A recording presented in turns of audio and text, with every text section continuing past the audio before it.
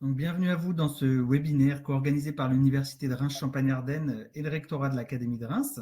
Donc aujourd'hui, nous allons nous intéresser à la présentation du BTS NDRC, négociation et digitalisation de la relation client au lycée Verlaine de Rethel. Donc ce webinaire est animé dans le cadre du projet L par Julie Léraud, ingénieure pédagogique au rectorat de l'Académie de Reims, et moi-même, Camille Boulet, chargée de transition lycée-université au sein du service de la réussite étudiante de l'Université de Reims-Champagne-Ardenne. Donc, dans le but de faire découvrir les études supérieures de l'Académie au plus grand nombre et de favoriser votre transition vers les études supérieures, nous avons le plaisir d'accueillir aujourd'hui Madame Lucie Lefebvre et Madame Cathy Rampon, toutes deux enseignantes en éco-gestion au lycée Verlaine de Rethel. Elles nous font l'honneur d'être accompagnées par deux étudiants de ce BTS qui nous partageront leur expérience. Donc, merci à vous pour votre présence pendant cette pause méridienne. Et avant de leur laisser la parole et de leur poser quelques questions, je précise quelques informations sur le déroulement de notre webinaire. Donc, la présentation va durer une trentaine de minutes et elle sera suivie d'un temps d'échange, donc pendant lequel les spectateurs pourront poser des questions. Donc, pour cela, vous pouvez utiliser le fil de discussion publique en haut à gauche de votre écran. Donc, n'hésitez pas à écrire dans cette rubrique au cours de la présentation. Ainsi, nous pourrons débuter le temps d'échange avec des questions déjà formulées. Donc, cette rubrique doit nous permettre de répondre à l'ensemble de vos interrogations. Je laisse désormais la parole à nos invités. Merci d'avance pour votre présentation. Merci à vous. Alors, comme vient de le dire Monsieur Boulet, donc nous, on va vous présenter notre formation, le BTS NDRC, au lycée polyvalent Paul Verlaine. Alors, donc, dans un premier temps, je vais présenter le lycée Paul Verlaine. Alors, le lycée Paul Verlaine est situé à Rethel. Il y a environ 990 élèves pour 90 enseignants. Donc, c'est un lycée polyvalent, c'est-à-dire qu'il y a des formations générales, techniques et professionnelles. Et nous avons aussi deux formations dans le supérieur, donc le BTS NDRC et la FCIL, donc secrétaire médical. Et il y a aussi un internat ouvert aux étudiants. Donc ça, c'est important de le savoir. Vous voyez toujours bien mon écran? Je pense que oui. Alors, du coup, pour se rendre au lycée, on voit bien. Super. On vous a mis une petite carte. Donc, on voit Rethel, Reims, Charleville. Donc, Rethel est situé vraiment pile entre deux grandes villes qui sont Charleville et Reims. Donc, 36 minutes de Reims, 34 minutes de Charleville. Il y a la 34, donc c'est très facile d'accès. En train, il faut compter 22 minutes de Reims et 30 minutes de Charleville-Mézières. Donc, voilà pour cette partie. Je laisse maintenant la parole à ma collègue Madame Rampon. Alors, concernant le BTS NDRC, donc négociation, digitalisation de la relation client, donc c'est un diplôme qui prépare à un métier, donc ce qu'on appelle communément le métier de commercial. Et donc, la plupart des cours donc, sont de l'enseignement professionnel. Donc, 19 heures de cours d'enseignement professionnel et également 10 heures de cours d'enseignement général. Les étudiants ont également 16 semaines de stage à réaliser sur les 2 années. Donc, en général, on découpe les semaines de stage, donc 10 semaines sur la première année, donc 4 semaines en général en janvier et 6 semaines au mois de juin, à cheval sur juillet. Et puis, donc également 6 semaines d'affilée en deuxième année, en général en novembre-décembre. La particularité du BTS NDRC aussi, c'est que c'est un diplôme qui accueille aussi bien des élèves de la filière générale, technologique et professionnelle. D'ailleurs, en général, 60 à 70% de notre public est composé d'élèves de lycée professionnel. Et donc, on propose un soutien aux élèves sur les 2 années pour les préparer à leur examen. Donc, les enseignements, donc il y a 3 grandes matières professionnelles qui sont toujours donc axées sur la relation client. Donc, la relation client négociation-vente, donc qui est le cœur du métier de commercial, la relation client et animation de réseau, et la relation client à distance et digitalisation. Et en ce qui concerne donc l'enseignement général, ça va être tout ce qui est culture économique, juridique et managériale, culture générale et expression, l'anglais, il n'y a pas de deuxième langue vivante, Et toutes les semaines, les étudiants ont 4 heures d'atelier de professionnalisation pour travailler sur divers projets qui vont vous présenter juste après.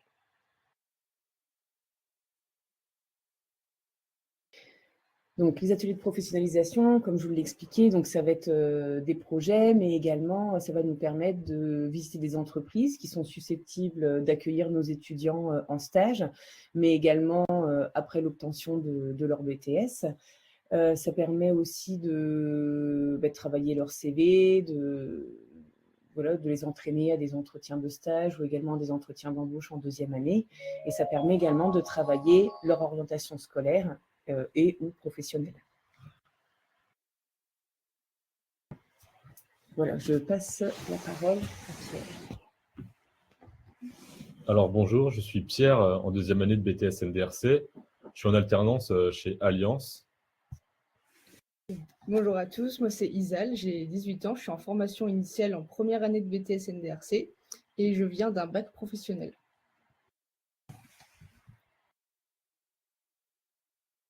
Hop. Alors pour l'alternance, il y a plusieurs options possibles. Déjà, on a un contrat d'apprentissage. Il y a 2 jours par semaine en entreprise, le jeudi et vendredi. On a les cours avec tous les autres étudiants. On a un statut scolaire comme eux. Et pendant les vacances scolaires, nous sommes en entreprise. Et aussi, pendant que les autres sont en stage, on est en entreprise également. Ce qui fait 24 semaines complètes en entreprise. On a 2 heures par semaine en plus dans l'emploi du temps pour des cours apprentis, pour rattraper les cours du jeudi et vendredi. Et on a un enseignant référent pour chaque apprenti pour notre suivi en entreprise, pour savoir s'il y a des problèmes ou des questions. Donc au niveau de ce BTS, on a plusieurs partenaires. On a le Crédit Agricole, Thirier, on a également l'UCIA qui est l'Union commerçante des commerces à Rethel. Et on a aussi Proferma. Et donc, en fait, ces partenaires, ils vont nous permettre de réaliser des projets. Donc, on a déjà eu des projets avec la Croix-Rouge, France Challenge et DCF Challenge. Et ici, donc, on avait réalisé des vidéos sur les commerces de Rethel. Ça permet en fait de développer aussi son réseau professionnel et également de trouver des stages.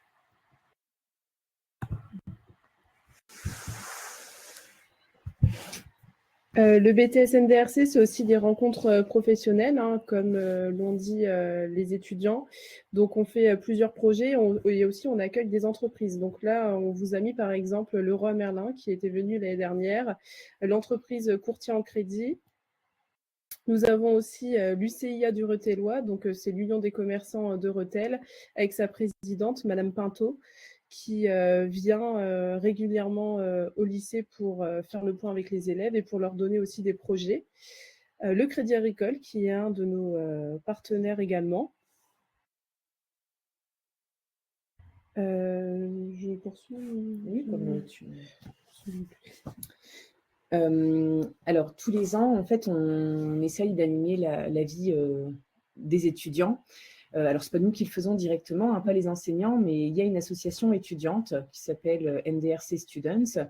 Et tous les ans, donc, les étudiants élisent un bureau, ils organisent donc différentes actions au cours de l'année. Donc, tous les ans, il y a une journée d'intégration qui, en général, a lieu fin septembre, début octobre. C'est une journée d'intégration qui est organisée par les 2e années, pour les premières années, et puis ça leur permet de passer un moment assez sympa et de pouvoir donc se connaître davantage. On a également donc des réseaux sociaux. En fait, les étudiants animent les réseaux sociaux. Alors déjà parce que ça fait partie en fait des compétences qu'ils doivent pouvoir en fait valider suite à l'obtention de leur BTS.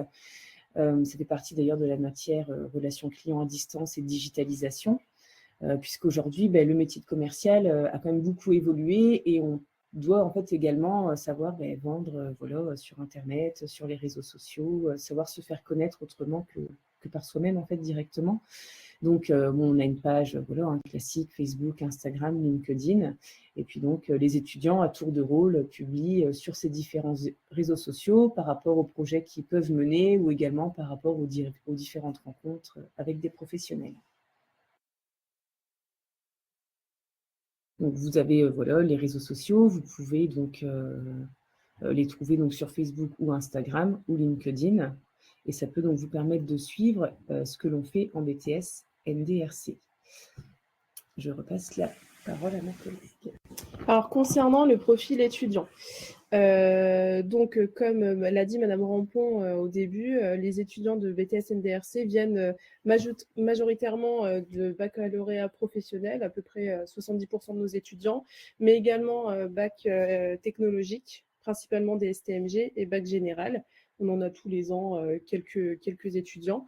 Donc, concernant du coup les compétences ou les qualités à avoir et à développer durant le BTS, donc il faut être forcément organisé, être autonome, donc savoir organiser ses révisions, être autonome dans l'apprentissage, adaptabilité et réactivité, avoir aussi un bon relationnel et une aisance à l'oral, puisque BTS NDRC forme des étudiants pour devenir commercial. Donc forcément, il faut être à l'aise à l'oral et avoir le sens de l'écoute et être curieux. Ça, c'est vraiment une chose qu'on recommande aux étudiants. Donc après le BTS, il existe plusieurs options pour les étudiants diplômés. Comme on vous l'a dit plusieurs fois, donc ça forme au métier de commercial, que ce soit itinérant ou sédentaire. Donc, on vous a mis des exemples de postes. Hein. Ça peut être chargé de clientèle en banque ou en cabinet d'assurance, conseiller de vente dans une concession automobile, animateur de réseau. Donc, par exemple, animer un réseau d'enseignes franchisées. Et donc, ça donne des bases pour pouvoir évoluer dans chaque métier, donc manager, chef des ventes, chef des secteurs.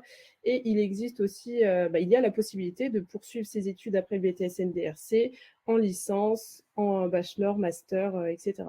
Nous avons d'ailleurs Pierre, la prochaine, qui va poursuivre en licence, si tout se passe bien, on lui souhaite. Donc, c'est possible de faire des études, évidemment, après le BTS NDRC.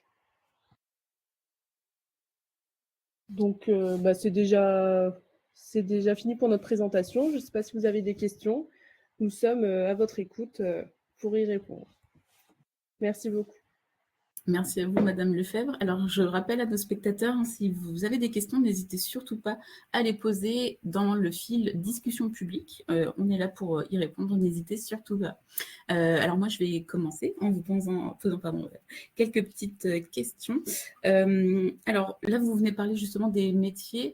En termes de débouchés professionnels, d'insertion professionnelle, vos étudiants ils trouvent facilement du travail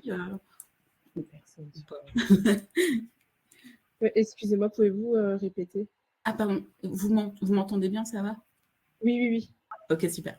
En termes de débouchés professionnels, est-ce que, voilà, en termes de taux d'employabilité pour le BTS NDRC, vos élèves trouvent du travail après le BTS? Je sais c'était un peu pour ça. Alors, oui, en général, alors nos alternants en général continuent dans l'entreprise dans laquelle ils étaient en alternance. Et pour ceux qui sont en formation initiale, en fait, justement, les visites d'entreprise qu'on peut faire ou les partenariats que l'on a, en fait, leur permettent de trouver quand même un emploi.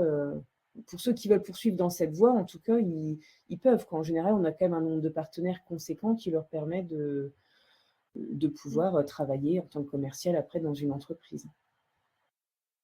Le type de baccalauréat donc, qui est privilégié pour intégrer ce BTS, par exemple, si on prend des baccalauréats professionnels, ça va être le baccalauréat professionnel, métier du commerce et de la vente. La filière technologique, ce sera plutôt STMG, hein, ce qui est, la filière donc, qui est spécialisée en marketing et en gestion. Et pour la filière générale, après, il n'y a pas forcément de filière en particulier. Après, c'est peut-être mieux d'avoir fait, oui, SES, avoir un profil, oui, peut-être plutôt SES, littéraire, même si c'est un profil scientifique, on en a déjà eu. Hein. Ouais. En fait, par exemple, cette année, on a un élève qui vient de baccalauréat professionnel lié à l'électricité. On en a un qui vient d'un baccalauréat professionnel lié aux soins, soins, services et santé à la personne. On en a déjà eu qui venaient de filières générales vraiment très scientifiques. Donc, en fait, voilà, après, à 60 à 70%, nos élèves viennent de Bac Pro métier du commerce et de la vente et de STMG. Voilà. Donc, c'est, on va dire, le bac qu'on privilégie, mais après, voilà, ça dépend vraiment du dossier. Alors, vous avez parlé de vos attentes vis-à-vis des candidats. Vous avez dit que voilà, vous préférez les profils plutôt autonomes, réactifs, qui ont un bon relationnel. Quels conseils vous donneriez pour candidater? Alors, c'est sur Parcoursup, hein, on est d'accord que faut candidater. À quels arguments vous êtes sensible pour les candidats? Est-ce que vous regardez les notes aussi ou est-ce que c'est vraiment la motivation? On va dire que oui, on regarde les notes, mais dans un premier temps, on va surtout regarder les appréciations qui sont données par les enseignants, vraiment pour voir, oui, si l'élève a un profil, voilà, quand même assez travailleur, un élève qui est quand même capable de s'investir dans des projets, en fait, aussi, c'est ce qu'on va regarder. Et puis aussi, on va regarder quand même l'évolution de la seconde à la terminale, puisque quelquefois, on ne sait pas toujours ce qu'on a envie de faire en seconde, donc c'est compliqué d'être vraiment motivé ou investi dans sa filière. Et puis après, voilà, on va pouvoir découvrir peut-être des projets qui nous tiennent à cœur, dans lesquels on va s'investir. Donc, on regarde vraiment l'évolution de la seconde à la terminale. Et ce qui est important aussi sur Parcoursup, c'est de bien remplir la rubrique, alors je crois qu'elle s'appelle Centre d'intérêt. Et donc, ça, c'est important de bien la remplir en mettant… Alors, si vous venez d'un bac pro, par exemple, de mettre les stages que vous avez pu faire, ce que vous avez pu apprendre, mais également, par exemple, si vous avez des activités à l'extérieur, en fait, de votre… enfin, des activités extrascolaires. Par exemple, si vous faites partie d'une association, si vous pratiquez un sport depuis longtemps, voilà, tout ce qui peut montrer, en fait… vos différentes compétences, quoi, ce qu'on appelle les compétences transversales, quoi, liées à la capacité d'adaptation, à l'autonomie, etc. Alors, Et, ah oui, je vous en prie. non, mais c'est juste parce que je vois la question, Oui, je pense que c'est ce que vous alliez lire. Donc, pour la recherche en alternance, si les étudiants nous contactent avant, on peut les aider dans la recherche d'une alternance. On a une personne, en fait, qui est dédiée à ça au sein de l'établissement. Et nous, on reçoit également en fait des offres d'alternance de la part des entreprises, que ce soit nos partenaires ou non. Mais en général, on publie quand même sur LinkedIn vers avril, mai, juin, voilà, pour expliquer que nous, on a un BTS sous format initial, mais également en alternance, et donc les entreprises nous contactent pour nous proposer des offres. Merci. Alors, je vais poser quelques petites questions à vos étudiants, à Isane et Pierre, si vous voulez bien. Bonjour. Alors, je voulais vous demander quelle différence vous avez vue avec le lycée, parce qu'en BTS, on est encore au lycée, mais c'est de l'enseignement supérieur, c'est différent. Est-ce que vous avez vu des différences ou des similitudes? Il faut quand même être assez autonome. Il y a quand même un petit peu plus de travail personnel à faire. Et il faut quand même être organisé, comme pour un bac. Il y a un peu plus d'attente quand même que d'un élève qui est au lycée. D'accord. Alors, question par rapport aux enseignements, pardon. Est-ce que vous avez une matière préférée dans le BTS ou plusieurs? C'est plus CEJM, si je m'en sors, on va dire, le milieu. Oui, tout ce qui est matière un peu professionnelle, c'est plus simple, parce que c'est de la pratique, on pourrait dire comme ça. Par exemple, quoi comme matière? RCDD, par exemple. Ça veut dire quoi? C'est peut-être que les gens qui nous regardent. Relation, digitalisation à distance des clients. C'est pour créer des postes, un peu tout ce qui est digitalisation, quoi. Ouais. D'accord. Et Isane, vous aviez dit aussi le nom d'une matière. CEJM, c'est Oui. culture économique, juridique, managériale. D'accord. Donc là, c'est pas forcément une matière professionnelle, c'est un petit peu général. Un petit peu plus, ça tire vers un peu le droit, l'économie, qui est sur les entreprises. Donc c'est un peu, c'est pas très professionnel, non, effectivement. D'accord. Non, mais c'est bien d'avoir les deux. Alors, toujours pour nos étudiants, vers quel métier vous vous dirigez après le BTS?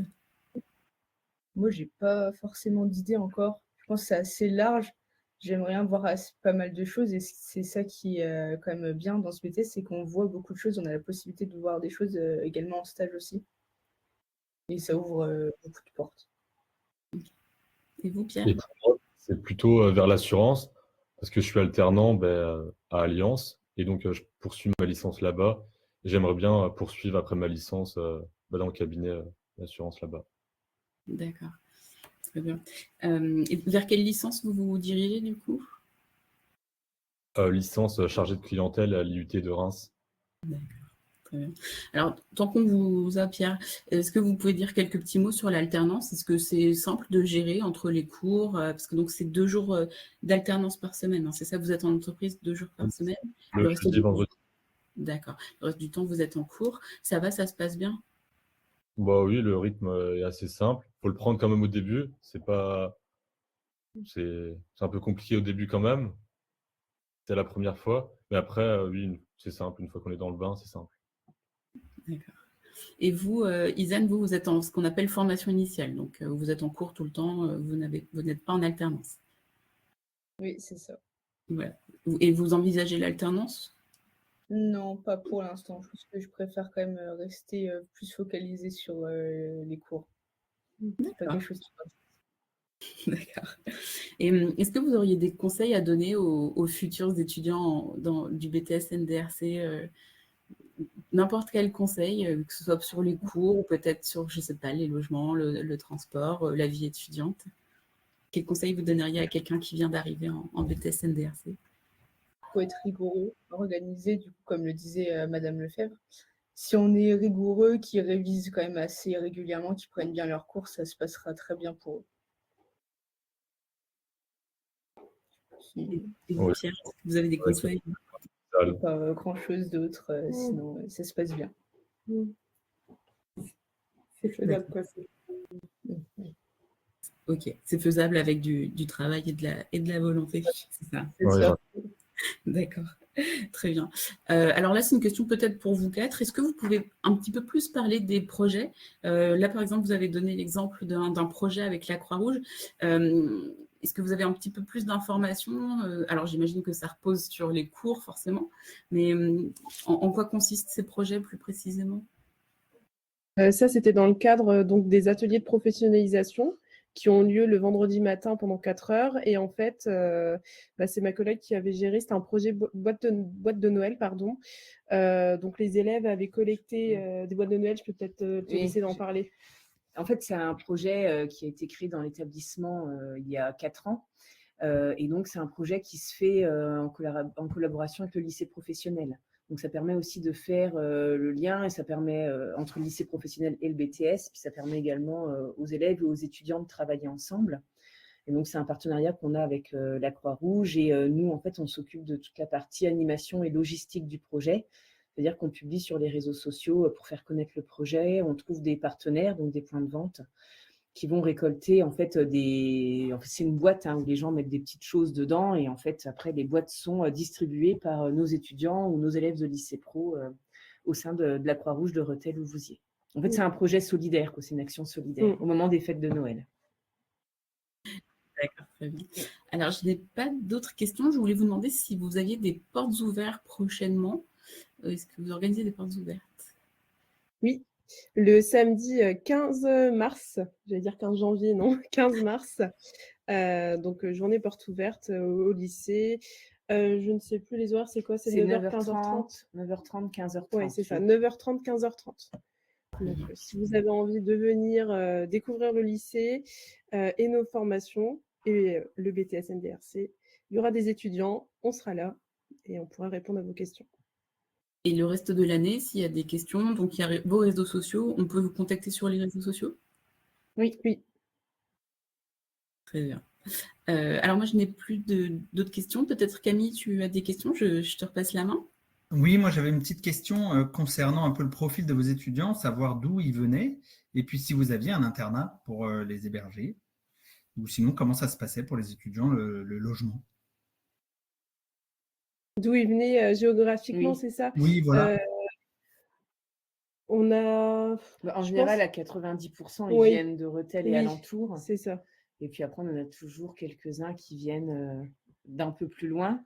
Soit ils louent des studios sur Rethel. Il y a quand même une offre de logements en location qui est quand même assez importante sur Rethel. Et puis sinon, on a l'internat qui est accessible aux étudiants. Et puis on a également une cantine, même si c'est pour de la demi-pension aussi également. Très bien, merci.